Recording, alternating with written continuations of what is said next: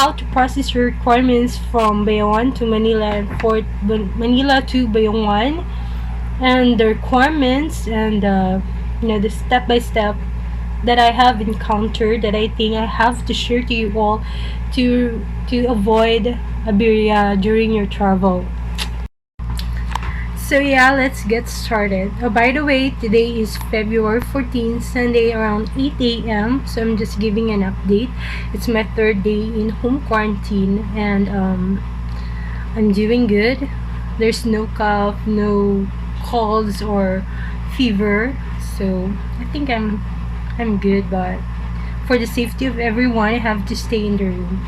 Disclaimer, kakagising ko lang, but I'm on the mood to take a video to share to you all the process of my travel. So yeah, pasensya na, nagilamos lang pero wala pang suklay, so bahala na kayo. So let's get to it. So this is the process.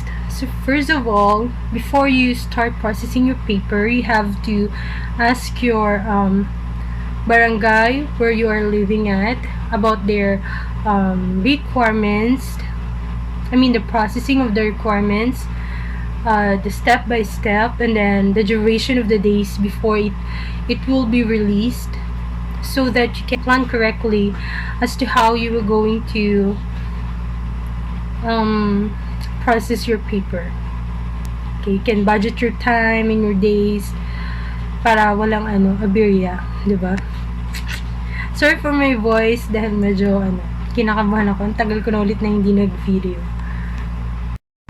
Okay, number 1, you have to secure your barangay certificate, and because everything has to have the proof of residency. So unahin natin yung barangay certificate, and as for me, I got my barangay certificate at barangay Tinago, and it's so easy, guys. It's so easy to get it.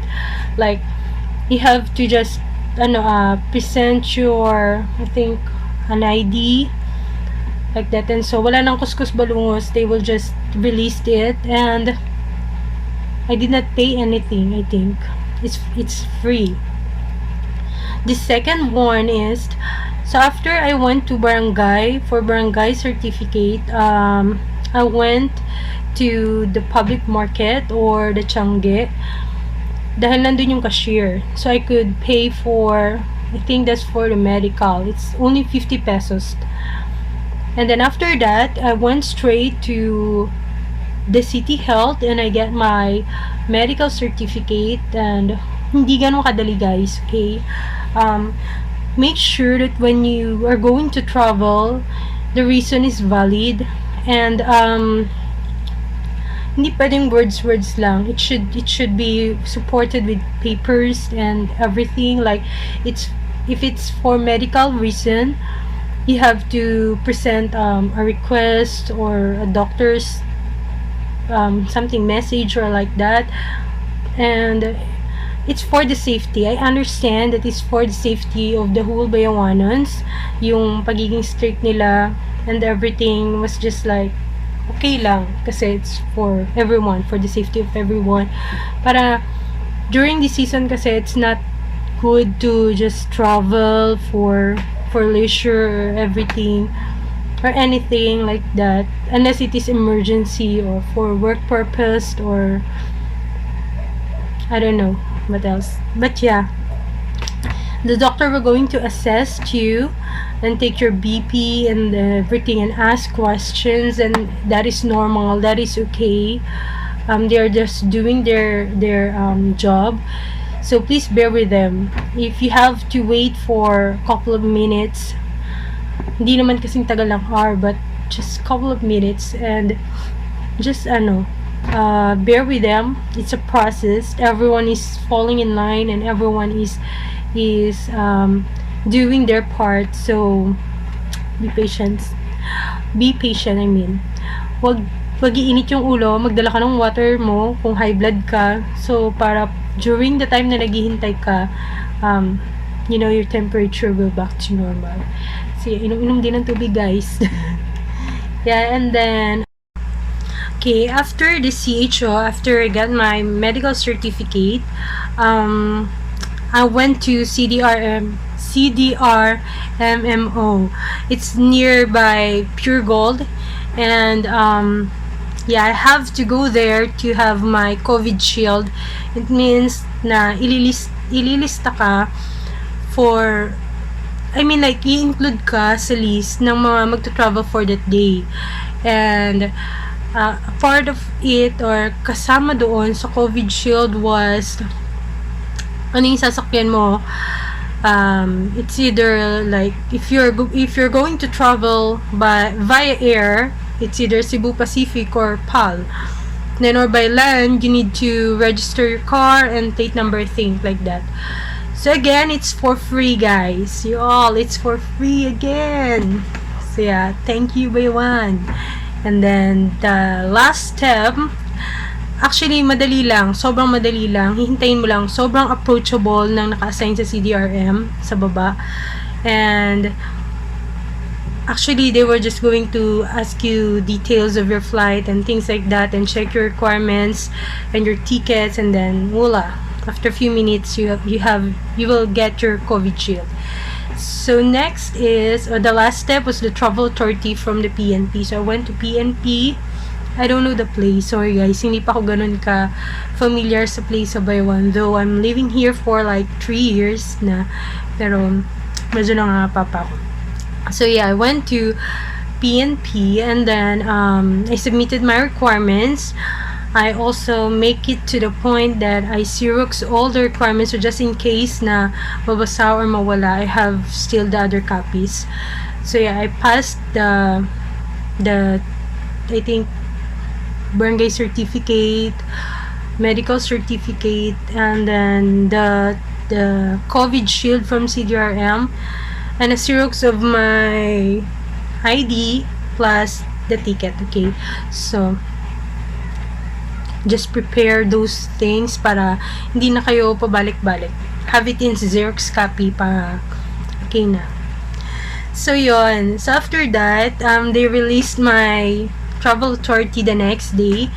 Probably because madaming tao din kasi that time, and probably they are doing something na mas mahalaga, in which okay lang sa akin because it's just a day. What a day is naman, diba, to wait. After that, I get my travel authority at PNP, and then it's finished na. Everything is set na, and then I will show you probably here or here. I don't know where I will going to insert those requirements, but yeah, I'm still gonna edit it pa para hindi kita yung mga details ko, I mean personal details ko. So yon. After that, the next day, before I went, before my flight, kasi 3 days lang guys ang expiration of everything, ha. Like barangay certificate, medical certificate, travel authority, I think yung validity nila are only 3 days. It's only 3 days.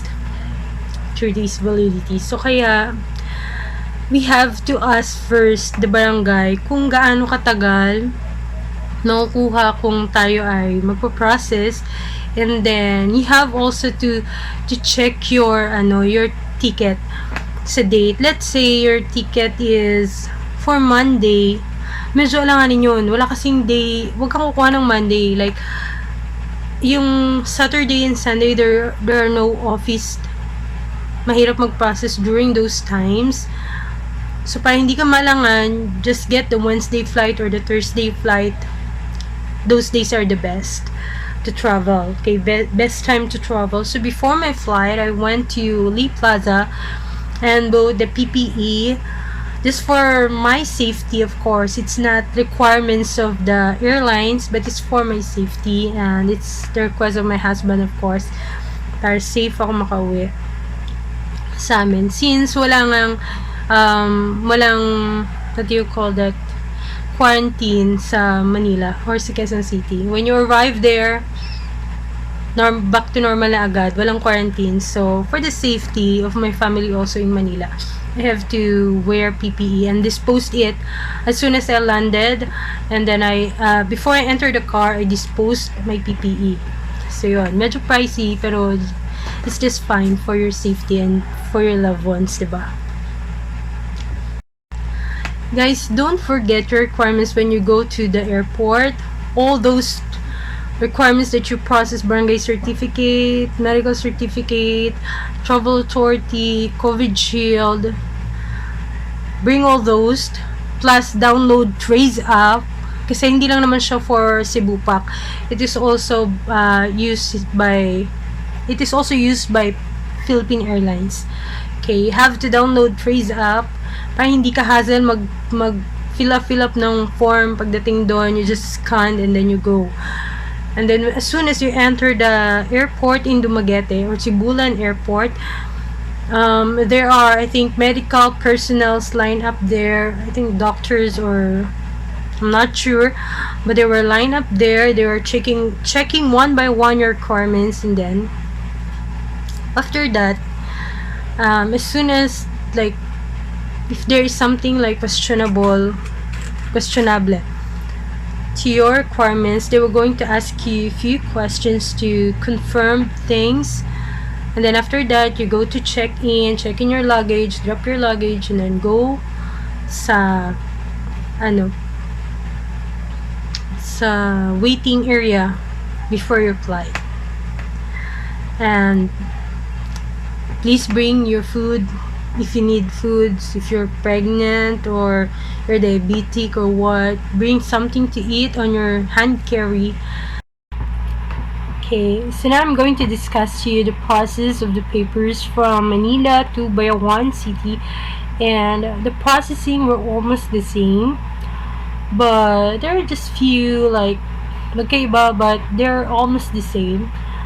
So some people were thinking na bakit sa Bayawan sobrang higpit, bakit sa Bayawan it's like this, like that, blah blah blah blah. But actually they are just almost the same. So from the Quezon City, I'm living at Quezon City in Manila. So the first thing I made, my flight was, I think, Friday. My flight back to Bayawan or to Dumaguete is Friday. I used the PAL going back to Bayawan kasi mas accurate yung PAL, mas hindi sila nag-change ng dates. Probably the time, yes, but the dates, rarely, I think, na mag-change sila. So, ayun. The first process is, I went to barangay, which is in the barangay where I'm living, in Manila. I went there, and then they just asked, I request the barangay certificate, and the same day, like, wala pang 5 minutes, they release it na agad. So, thank you to Barangay Talayan. They're so fast, and actually, they ask a minimal payment, which is reasonable, like 50 pesos, because, imagine 1,000 people were getting barangay certificate and they are printing it in colored, and every now and then the other flights or by the sea or by the land, nag-iiba yung mga dates, so they have to get it again and again and again. And so para sa isang maliit na barangay, it's kinda expensive, and medyo malaki na yung gastusin nila. So that's why they are requesting 50 pesos for the barangay certificate. Okay, again, it's reasonable, guys. And what is 50 pesos, diba? For those who will travel. Kaya mga 1,000 na ticket, diba? So the next thing is, after I get my barangay certificate,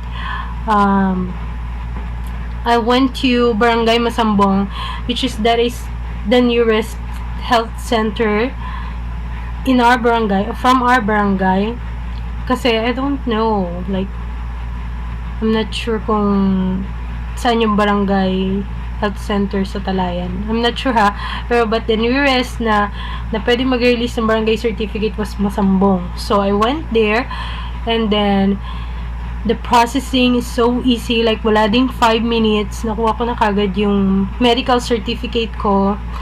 They will just ask me a few questions, and take note, the barangay, the medical certificate of Quezon City is like valid for 2 weeks, 14 days or 17 days, I think. So that long.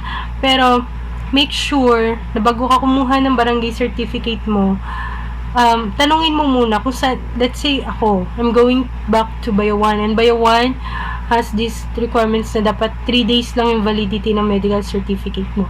So kung 3 days lang and I'm going to get it on Monday, in Monday, it's like parang 5th day niya yung Friday. So, i-adjust natin. Let's just follow the requirements of the city. Because again, this is for our safety. Okay. So, after that, they released my barangay certificate. I paid nothing. It's for free. And thank you, Lord. So, yeah. After that, I went to PNP for Travel Authority. So, I went there. And sobrang easy lang. Just Xerox your ID, barangay certificate, medical certificate, your ticket probably if they were asking it. Pero parang yung sa akin wala. So I just Xerox it and then I passed it, and then sabi tomorrow kunin mo na. So pagkabukas kinuha ko na siya. Okay. So the requirements also of Bayawan is like if you want to be in a home quarantine, you have to present RTPCR result, which is dapat negative. If you're going to get that from the private clinics, it's like 6,000 plus to 8,000 plus. Sometimes I saw like 9,000 plus. But the PAL, since I booked my ticket back to Bayawan, to Dumaguete via PAL of Philippine Airlines, they are offering this discounted RT-PCR like 3,300 drive-through. If you have a car, it's very very convenient kasi magda-drive-through lang kayo, as in sa car ka lang, pupuntahan ka sa car mo and then they will swab you and no contact from outside. So it's very convenient, guys. And after 24 hours, wala pang 24 hours, they will send it to your email. Because before you go to PAL training building, something like that in Ermita, before you go there, make sure you have filled up already the health declaration form. So get the link, search the link, and fill it up. Kasi pag after mo mag-fill nyan, they will send you a QR code and this reference number, unique reference number, I think. You have to print it out or just screenshot, make screenshot, and then hahanapin nila kasi yun before you will be swabbed. Kailangan may present yung QR code na yun para hassle free.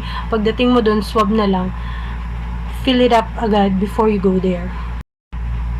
So yan, so before 24 hours they will send it to your email, which is very very very very very convenient and very nice. Pero medyo like you will be a bit stressed, not really stressed but a bit stressed kasi like for me, I have an allergy sa mga fur, ganun. So medyo kinakabahan ako like what if, diba? What if my result doesn't came back good? But yet, thank the Lord, it's negative. It's very very naman. The result was very good naman. You have to communicate via Bayawan Facebook page. So before you book your flight going to Manila and Fort pabalik, you have to message them and let them know your purpose and everything and your requirements. Every now and then update it, ask them if may nagbago ba sa requirements so that walang maging hassle, diba, pag uwi mo. Also, you have to book your if you're going to take the quarantine facilities, pag uwi mo, kung ayaw mo magpa-swab, you have to book it via Bayawan. You just contact their contact number or just message them in Facebook. Very active sila, very responsive, and all of them were so nice. They're nice people, very responsive, and they were very nice, all of them. Just please, guys, please, to all my fellow Bayawanon, please, when you do contact them by Bayawan or via phone, please do understand that sometimes they have to deny your request, especially if your requirements are not complete, dahil they're just protecting our city, okay? It's not pera-pera lang, it's not palakasan thing, but this is for our city. Kasi imagine maglaps lang o magkamali lang sila ng papasok ng walang RTPCR or walang swab, walang antigen or what do you call that? Tapos and then positive yung taong pumasok. Di imagine tayo din naman lahat ang magsasuffer because of the lockdown, di ba? So please be nice and be understanding, okay? And then, okay, so when I went to airport in Manila, the process were just almost the same, just present all those requirements. And also pala, pagka pasa mo ng requirements mo via Bayawan, isend mo lang sa Bayawan, and then they will send back a coordination letter or something like that, endorsement letter, na patunay na kapag pinresent mo kasi yun sa airport, hanapan kanila nun, it means na tinatanggap ka ng city na kung saan ka pupunta.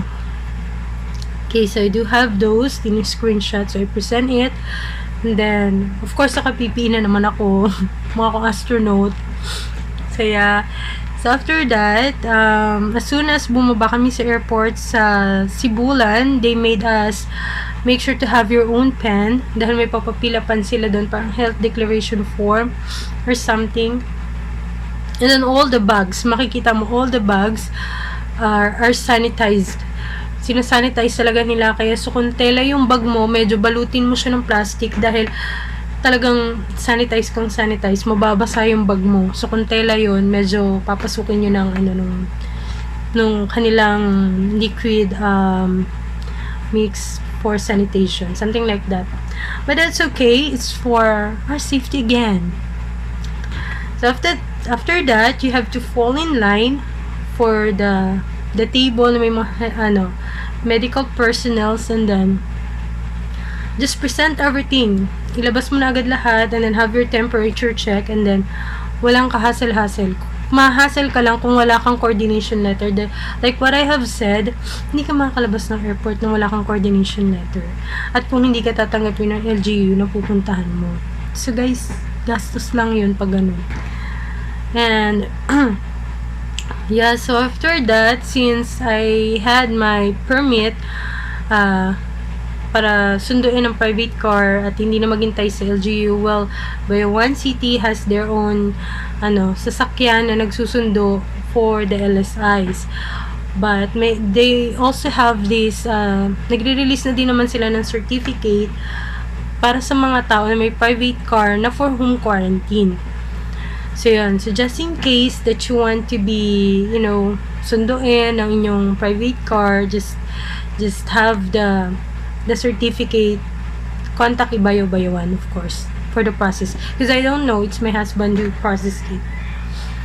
So yeah, after that, I went straight in the house, in the room. Hindi na ako lumabas after, since the room has own bathroom, and I think I don't need anything aside from the foods that hinadala sa kwarto ko. Okay. So, first of all, bago ka nila i-agree na for home quarantine ka, they are checking the house and the room. So, dapat may bathroom talaga para hindi ka palabas-labas. So, less contact. So, that's all. I hope na I have shared something na may tutulong sa inyo, especially to my fellow Bayawanans and to those from Manila sa processing papunta ng province. Always ask the government, the local government unit about the requirements na mga pupuntahan nyo. Mas okay nang sure kesa nandun ka na, babalik ka pa dahil kulang or hindi matutuloy yung flight mo dahil kulang yung requirements mo. So it's a waste of time, waste of money, waste of effort and excitement and everything. So yeah, bye! Thank you for watching!